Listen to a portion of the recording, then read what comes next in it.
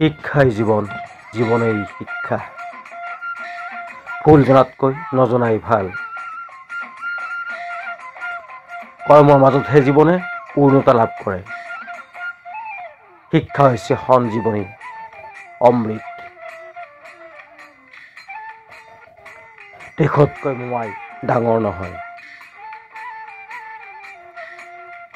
শিক্ষা নথকা মানুহ এজন শুকান কাঠৰ দৰে। যি নিজৰ দেশক ভাল নাপায়, সি একোকে ভাল নাপায়। বেদনাই হ'ল প্ৰেমৰ সৰ্বোচ্চ উপহাৰ।